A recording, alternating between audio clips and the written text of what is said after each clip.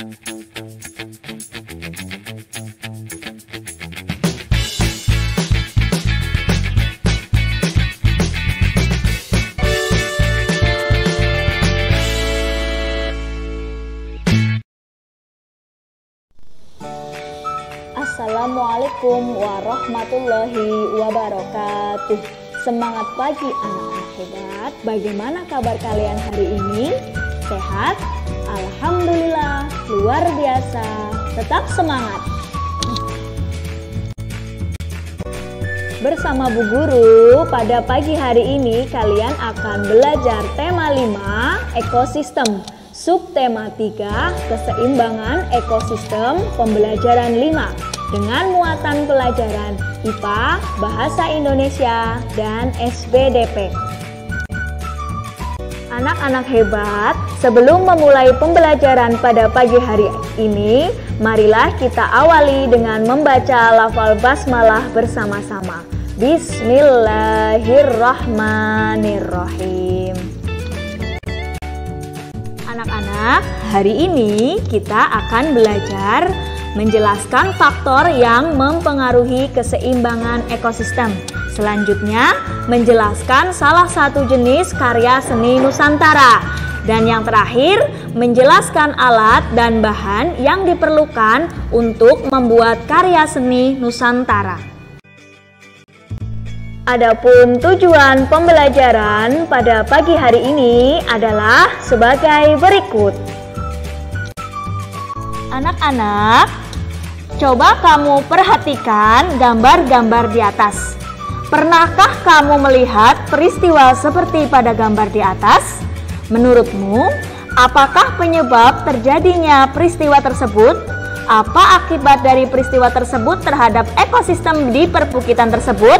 Apakah jaring-jaring makanan yang ada pada ekosistem tersebut terpengaruh? Tindakan apa yang dapat dilakukan agar peristiwa tersebut dapat dicegah? Selanjutnya, tahukah kamu bahwa manusia dapat melakukan perubahan pada sebuah ekosistem? Beberapa kegiatan manusia yang dilakukan untuk memenuhi kebutuhan hidupnya dapat mengubah ekosistem yang ada di sekitarnya. Udin bersemangat sekembalinya dari kegiatan olahraga. Ia terlihat bugar dan siap dengan kegiatan berikutnya. Tiba-tiba, ia dikejutkan dengan suara kentongan yang cukup keras berasal dari perkampungan di dekat sekolah.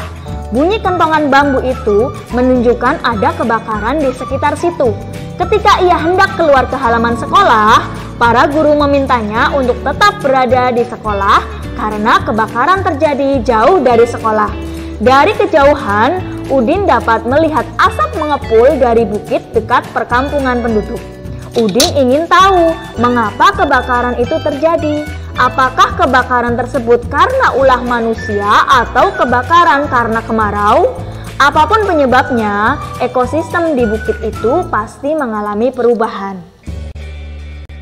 Anak-anak hebat, selanjutnya ayo kita membaca bersama teks dengan judul Pengaruh Kegiatan Manusia Terhadap Keseimbangan Ekosistem. Keseimbangan ekosistem akan terwujud jika terjadi keselarasan antara komponen yang ada di dalamnya. Keselarasan tersebut dapat berwujud keseimbangan antara komponen biotik dan abiotik. Gangguan pada kedua komponen tersebut akan mempengaruhi keseimbangan ekosistem. Ada dua faktor penyebab perubahan ekosistem, yaitu faktor alami dan faktor manusia. Salah satu faktor alami penyebab perubahan ekosistem adalah bencana alam. Datangnya bencana tidak bisa diduga dan terjadi secara alami. Misalnya, letusan gunung berapi, banjir, tanah longsor, badai, dan tsunami. Bencana alam tersebut dapat menyebabkan terputusnya rantai makanan. Bencana alam tersebut terjadi secara alami dan tidak disebabkan oleh kegiatan manusia. Salah satu faktor manusia penyebab perubahan ekosistem yaitu segala kegiatan manusia untuk memenuhi kebutuhan hidup. Kegiatan manusia dapat mempengaruhi keseimbangan ekosistem secara langsung. Misalnya, penebangan pohon, pembakaran hutan, perburuan hewan, dan jual beli hewan langka. Kegiatan manusia yang lain bisa berupa pemakaian pupuk kimia yang berlebihan, kegiatan pembuangan sampah dan limbah secara sembarangan, serta beberapa kegiatan lainnya yang mencemari lingkungan. Penebangan pohon-pohon di hutan jelas akan merusak ekosistem hutan dan menghilangkan fungsi tumbuhan sebagai penahan air dan penghasil oksigen. Pembakaran hutan berakibat terbunuhnya berbagai jenis organisme hutan yang mempunyai peran untuk mempertahankan keseimbangan ekosistem. Demikian halnya dengan perburuan hewan hutan secara sembarangan serta penangkapan berbagai satwa langka dan dilindungi.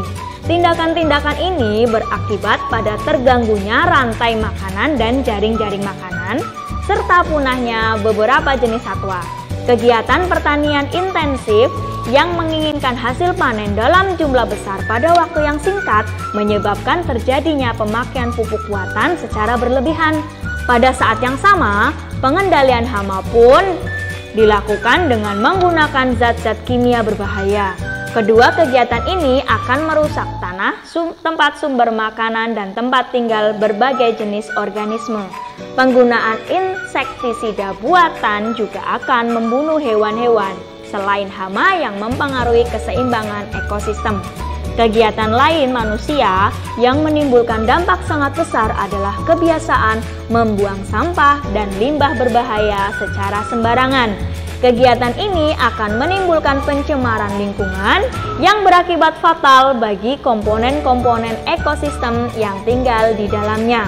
Tidak hanya itu, berbagai jenis kegiatan manusia dapat menimbulkan pencemaran air, tanah, udara, bahkan bunyi.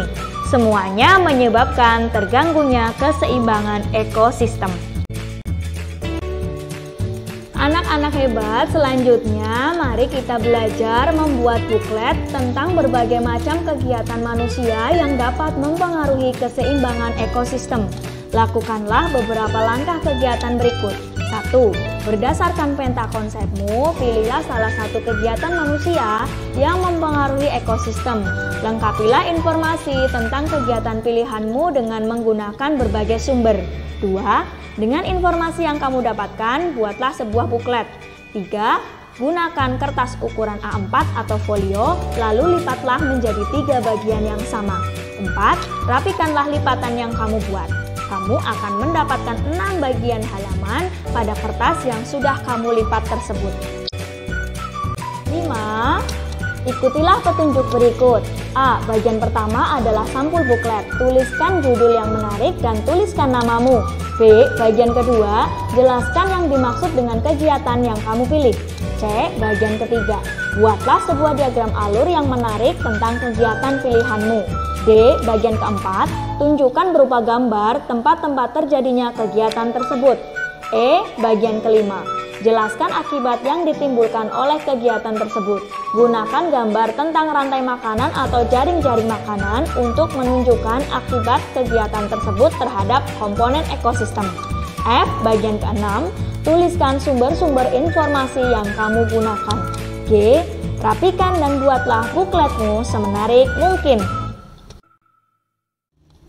Dayu bangga sekali dengan bukletnya. Ia menghiasi sampul bukletnya dengan berbagai ornamen khas Bali, tempat ia berasal. Ornamen Bali sering digunakan pada berbagai benda seni. Salah satu benda seni yang menggunakan ornamen Bali adalah topeng. Tahukah kamu bagaimana cara membuat topeng serta alat dan bahan yang digunakannya? Mari kita simak artikel berikut dengan seksama. Keunikan topeng Nusantara. Topeng merupakan penutup wajah yang biasanya terbuat dari kayu, kertas, ataupun bahan-bahan lainnya. Di wilayah Nusantara, topeng memegang peranan yang penting, tidak semata-mata sebagai penutup wajah, namun menyimpan simbol-simbol penting dalam upacara-upacara adat. Setiap wilayah Nusantara memiliki topeng dengan keunikan masing-masing, misalnya saja topeng Cirebon. Pementasan tari topeng Cirebon terdapat salah satu tari topeng yang mengisahkan cerita Panji dalam 5 siklus karakter yang masing-masing diwakilkan oleh topeng-topeng yang berbeda, sesuai dengan karakternya. Ada topeng Panji yang mewakili tahap kelahiran, samba yang mewakili tahap kanak-kanak, rumyang yang mewakili tahap dewasa, tumenggung atau patih yang mewakili tahap kedudukan dalam masyarakat, serta rahwana dan klana yang mewakili nafsu yang mengganggu umat manusia. Tahukah kamu alat dan bahan apa sajakah yang diperlukan dalam proses pembuatan topeng Nusantara? Tentu saja bahan utama untuk pembuatan topeng Nusantara adalah kayu. Kayu yang dipakai pun beraneka ragam, seperti kayu mahoni, rambutan, waru, sengon, randu, kembang, pete, dan alpukat. Lalu, apalagi yang dibutuhkan dalam proses pembuatan topeng Nusantara? Yang pertama adalah pisau, patah, dan kerok. Apa fungsinya? Fungsinya adalah untuk membentuk sebuah kayu menjadi sebuah bentuk yang diinginkan. Selanjutnya, kita membutuhkan gergaji. Apa fungsi gergaji? Gergaji digunakan untuk memotong kayu. Anak hebat, selanjutnya kita akan belajar langkah-langkah membuat rancangan topeng Nusantara kreasi sendiri. Yang pertama, tentukan karakter topeng yang akan dibuat, rancangan wajah serta hiasan yang meliputinya, serta warna yang dipakai. 2. Buatlah pola topeng dalam bentuk oval di atas kertas karton. 3. Menggunakan bahan kertas koran sebagai pengganti bahan utama pembuat topeng, yakni kayu. Nah, langkah berikutnya akan dilakukan pada pembelajaran yang keenam. Anak-anak hebat, bagaimana? Apakah kalian sudah memahami materi pelajaran yang sudah Bu Guru sampaikan tadi? Pasti kalian sudah paham lah ya. Nah, selanjutnya mari kita berlatih mengerjakan 3 soal. Kalian bisa simak soalnya di layar. Kerjakan dan jangan lupa kalian serahkan hasil pekerjaanmu kepada bapak atau ibu gurumu di sekolah masing-masing. Selamat mengerjakan. Untuk mengakhiri pembelajaran pada pagi hari ini, marilah kita akhiri dengan membaca lafal hamdalah bersama-sama. Alhamdulillahirabbil alamin. Demikian pembelajaran kita pada pagi hari ini. Semoga anak-anak dapat memahami materi yang sudah Bu Guru jelaskan tadi.